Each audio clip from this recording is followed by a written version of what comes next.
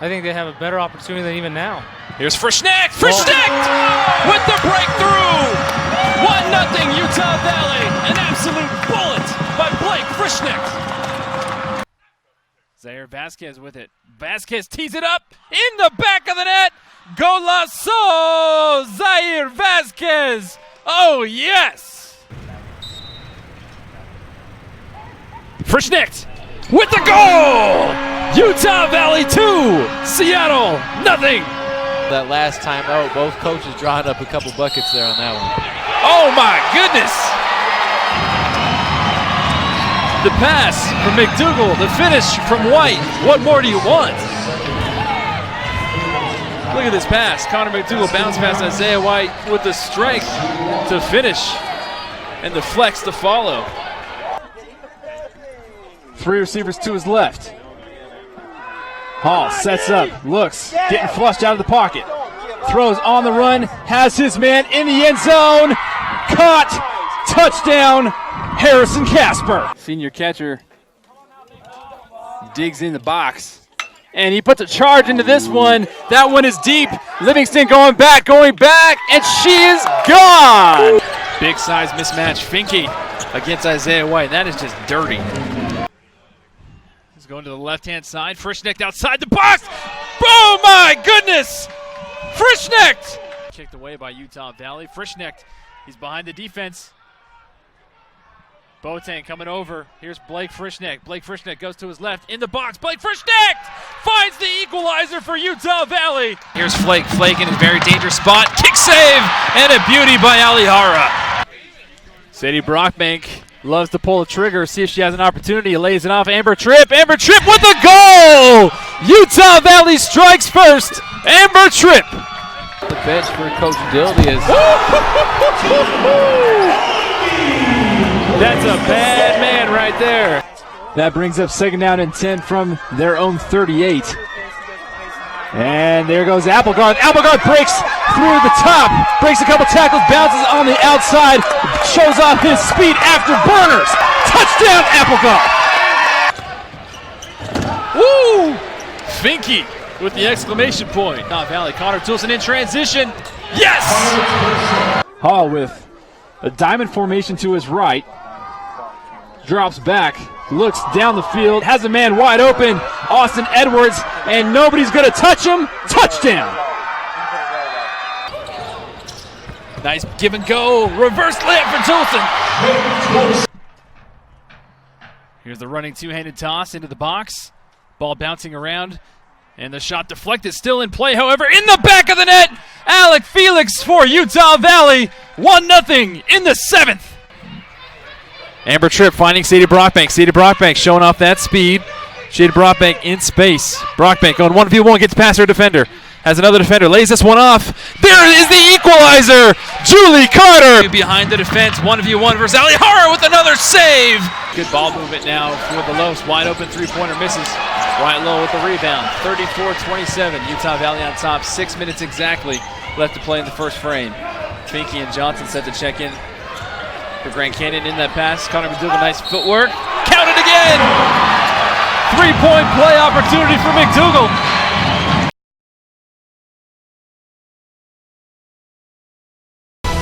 Saturday matinee special on BYU TV. Santa Clara versus BYU from the Marriott Center. Let's take a look at the WCC standings. BYU sitting very comfortably on top of the conference right now, but they face a tough task in the Santa Clara Broncos today. Good afternoon, ladies and gentlemen. I'm Brandon Crow, sitting alongside Kristen Kozlowski. Brandon Crow alongside Thomas Loomis. Thomas making me feel like a chump wearing my long sleeves down here. It's chilly. But Thomas, the former player, looking like he's ready to go back out there on the pitch. Hey, it's an exciting night. It has cooled off a little bit, but it's going to be perfect conditions for UVU under these, desert mountains. It's cooled off a little bit, but exactly what you want to be able to fly around all night long on a rivalry match like tonight. Speaking of rivalry matches, taking a look at the WAC standings for us right here. Utah Valley number 2, Seattle right behind him at number 3. Brandon Crow alongside Holton Hunsaker. Thank you for joining us here on UVU TV and on the WAC Sports Digital Network. Holton, seems like it was just a couple days ago that we were here and Utah Valley defeated the then undefeated #1 New Mexico State Aggies. How did you keep your composure in between the goal nets there? You know, it was a little bit tough because, you know, we really wanted to win this game. We have never qualified, you know, until this point. So there's a lot of pressure, obviously, but, you know, you gotta keep thinking that you're doing this for the team, you're doing this for the program, and that's what kept us going, basically. So what does that mean to you to know that you've done something that not everybody's done before? You know, that was my goal, coming to this team UTRGV and being something new that we can build up our history, you know. And it means a lot to me personally, you know, because I feel like I'm part of something big. It's Digital Network. Brandon Crow alongside my partner in crime, Holton Hunsaker. Holton, it's been a little bit of a different path for both of these teams, but yet here we are towards the end of the season, both at the same exact record, looking for that number 2 seed heading into that conference tournament next week. How to score the basketball. Well, if you haven't guessed by now, Lexi Eaton-Rydalch has been on a tear. And let's introduce our third member of our broadcast team, Jason Shepard, who has the latest scoop on Lexi's success. You tied Seattle. You last time you played them. What are you expecting from the Redhawks? Well, I mean, we haven't lost them in 2 years, so they'll be out for some revenge. They're a very tough team, very well coached. It's going to be a monumental game, and we have to have a tremendous performance to be able to beat them. All right, Coach, congratulations. Enjoy the win. Thank you so much. Tonight's matchup between the Seattle University Redhawks and the Utah Valley Wolverines. Brandon Crow alongside Holton Hunsaker. Holton Hunsaker is a member of the Utah Valley Men's Basketball 1,000-point club, and his compadre, former teammate Zach Nelson, comes into this game as one of the seniors and graduates that they're going to be honoring tonight, and he's just 26 points shy from being in the 1,000-point club with you, Holton. You put a lot of pressure on Zach. You've had the countdown going since game 1 of this season. It's a big milestone. No matter what happens, go grab your popcorn. You just got a couple more minutes until tip-off. Starting lineups and tip-off next, right here on UVU TV. All right, Utah Valley is victorious again tonight, securing that number 2 spot heading into the conference tournament next week in Las Vegas. For all of our hard-working staff and crew that have helped support these broadcasts all throughout the season, for Holton Hunsaker, I'm Brandon Crow, signing off one last time from the UCCU Center. Utah Valley's victorious here in Orem.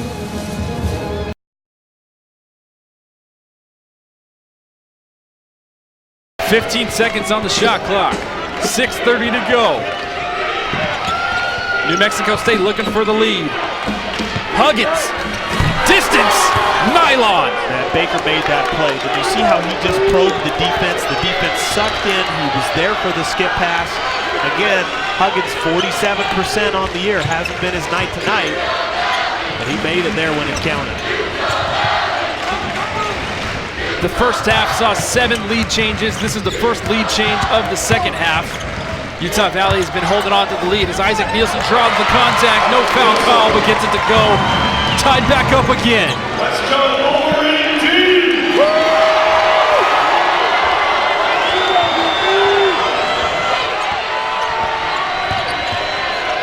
Same play there. Baker just took the jump shot and knocked it down. That's cold-blooded right there. Baker, cold-blooded, most definitely. And that was the exact same play as previously when he skipped past him.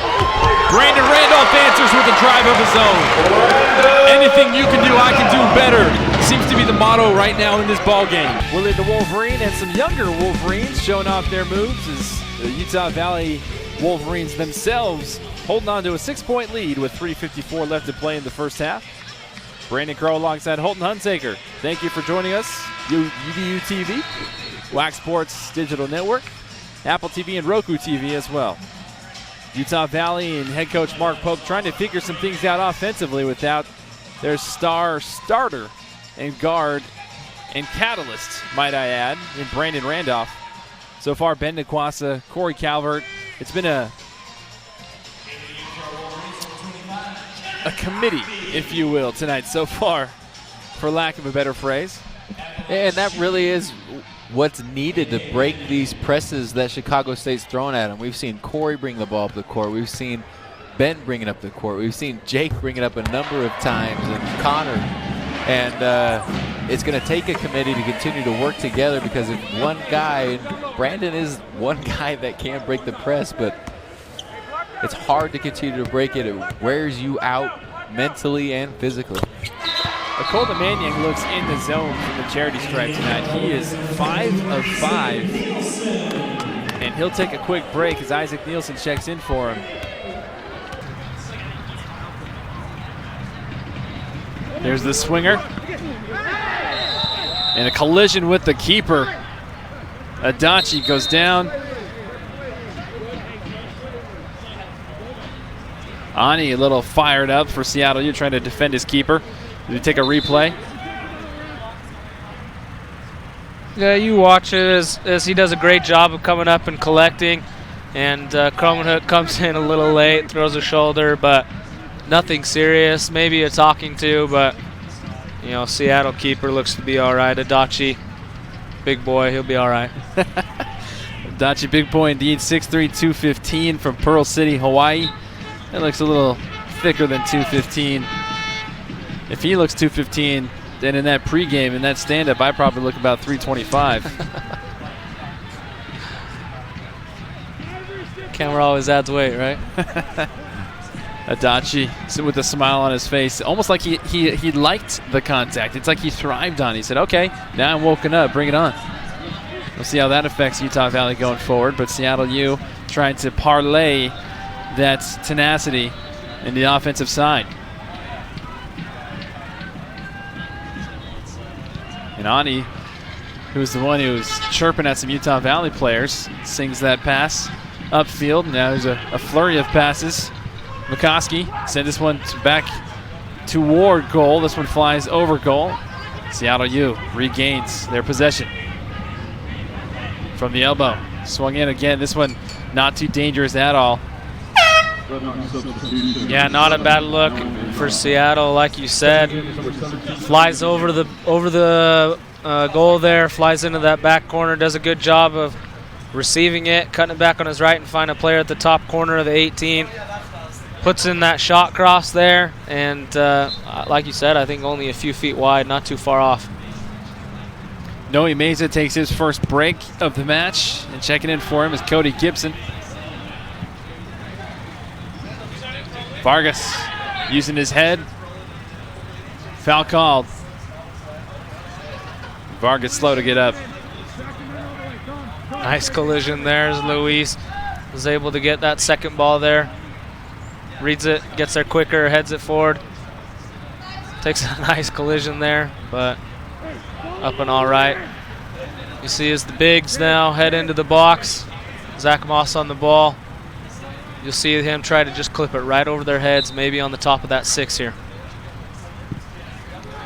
Almost as if you drew it up yourself. There's the backhand flick and a goal! Utah Valley strikes first.